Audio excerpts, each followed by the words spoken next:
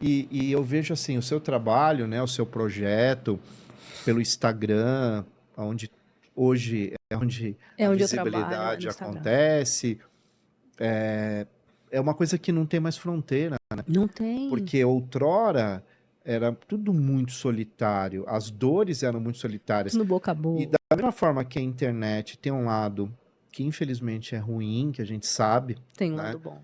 Tem um lado muito bom, né? Como o seu projeto, o meu projeto junto com o Leandro, o Diego que está ali, a minha filha que é a Clara, todos que estão nos apoiando, né? É porque querem um mundo melhor, né? A gente deseja de alguma Exatamente. forma chegar nas pessoas. E é impressionante, porque chega. Para quem tem que chegar, chega. E você hoje, você já tem a dimensão do quanto a tua história já impactou as pessoas? É bem interessante, porque quando eu decidi que eu ia usar o meu Instagram pra Hum. fazer isso, né? Até então eu era aquela pessoa que eu só usava o Instagram pra É, postar uma fotinho aqui, uma fotinho ali, e não usava muito pra esse objetivo. propósito. Tá. Quando eu comecei a usar, fazer isso realmente de fato, não tem muito tempo, tem menos de um ano, uns 6, 8 meses. Tá. E eu falei, não, agora eu quero usar o meu Instagram pra incomodar. Literalmente. Tanto é que o nome do meu Instagram, ele é Acorda Físio, e esse acorda, ele tem 3 significados. Eu coloquei separado por hífens, porque quem lê fala é acorda físio, mas é do acordar mesmo, acordar o profissional. Acorda, você pode ser muito mais que um fisioterapeuta. Né? Mas essa frase, mudando ela, separando da forma correta, eu tenho a corda físio, que é a cor que a gente leva para essas famílias. E tenho a corda, que é a corda que une também essas famílias. Então, de tirar essa distância do profissional de saúde, seja ele fisioterapeuta, médico, fono, TO, essa distância que tem entre as famílias e o profissional, não, a gente tem que trabalhar junto, unido. Quando eu trabalho com a família, o meu trabalho vai ter um resultado melhor. O que é interessante para mim que sou profissional? Um trabalho que tem resultado. Isso que faz o meu nome. Você não vai me indicar para um colega teu se você não vê resultado no trabalho que eu ofereço. Você não vai me contratar para atender a sua mãe, a sua filha, se você não vê resultado. Então é importante que o meu trabalho tenha resultado.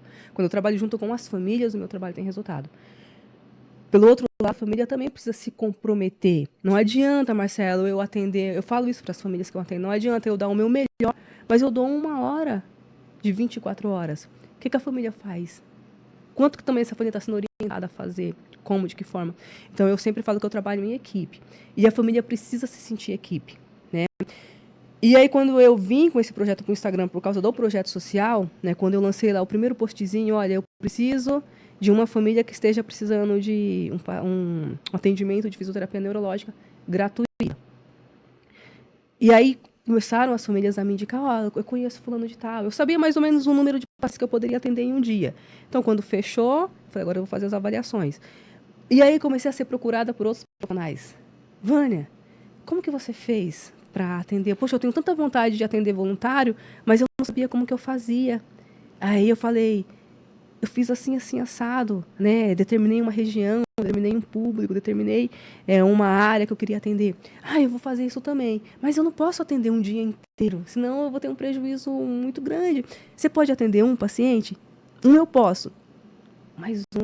Daqui a pouco outro me procurava. Vânia, eu sempre quis fazer isso, meu sonho é atender voluntário, mas como que eu faço? Eu não consigo atender muitos. Você pode atender um? Posso.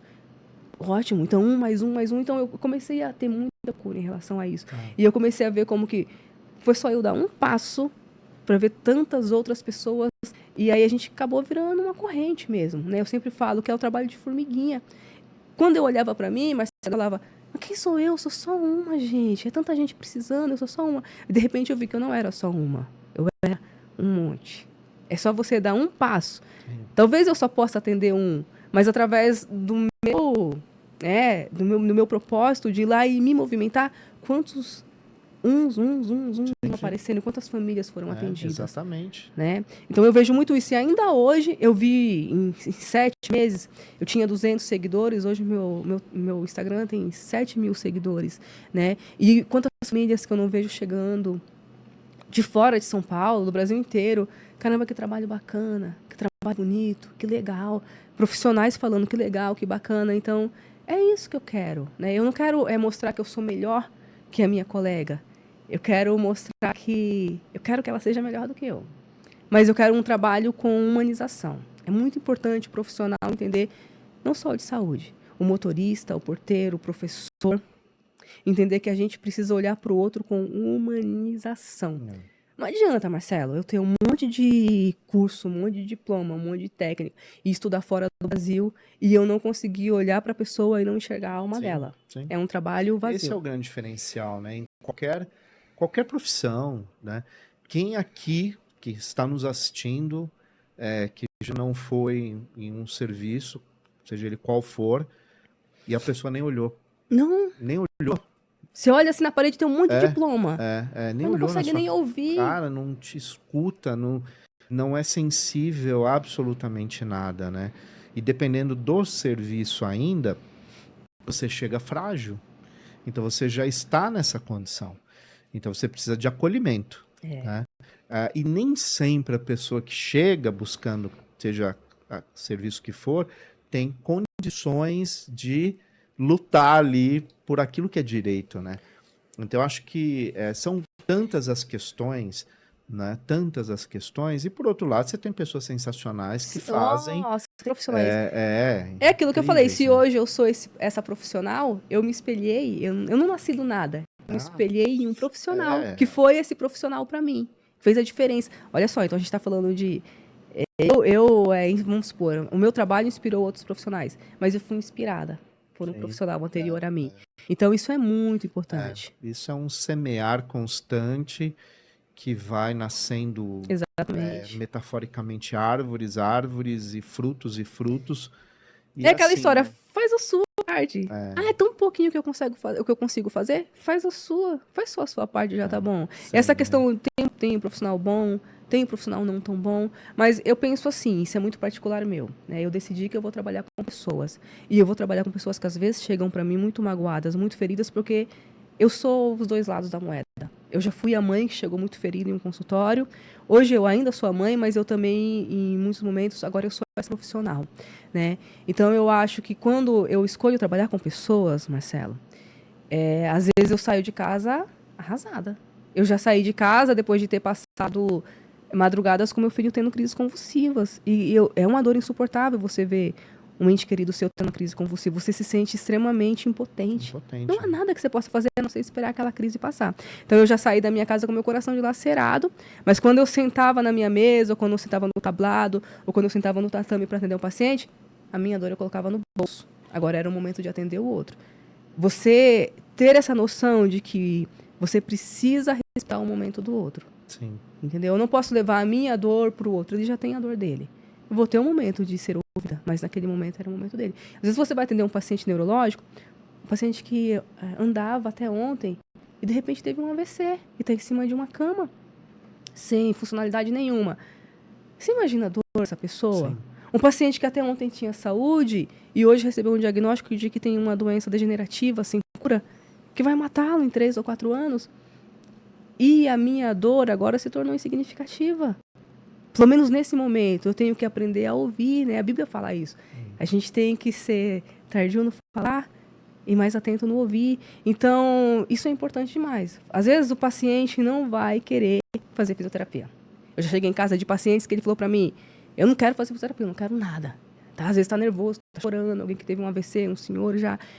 E eu podia falar, não, se eu não quer fazer fisioterapia, eu vou embora para minha casa, porque eu tenho mais a fazer, eu tenho um filho com deficiência me esperando para comer em casa. E eu olhava para ele e falava bem assim, ele não quer fazer fisioterapia, ele não quer fazer nada. E eu olhava para ele e falava, tudo bem, o senhor não quer fazer fisioterapia? Eu colocava a minha bolsa lá com os meus materiais, a gente não vai fazer fisioterapia. Mas eu posso sentar aqui e tomar um café com o senhor? E aí eu vi o olhar dessa pessoa brilhar. Poxa, ela não está só interessada em fazer fisioterapia comigo, ela está interessada em mim como pessoa. E ele falou, não, você pode sentar e tomar um café comigo. E eu ver aquela raiva toda, aquela ira passando, daqui a pouco a pessoa estava rindo. Então, os 40 minutos que eu ia ficar fazendo fisioterapia, eu fiz terapia. Não foi a físio, mas foi terapia. E eu ia embora e deixava aquela pessoa com um brilho no olhar e falando para mim, volta amanhã. Amanhã eu faço fisioterapia. Então, isso é ter um atendimento humanizado. Sim. Por outro lado, eu aprendi com pacientes que mesmo que eu esteja recebendo um serviço voluntário, mesmo que eu esteja recebendo um serviço do SUS, né? Onde as pessoas costumam dizer, você não está pagando, você tem que aceitar o que for dado a você. E esse recado eu dou para as famílias atípicas. A gente não precisa aceitar tudo de qualquer jeito. A gente tem que se posicionar, a gente tem que se impor e a gente tem que exigir o melhor. Claro. O que aquela rede tem para me dar? É isso, mas eu quero o melhor. Claro.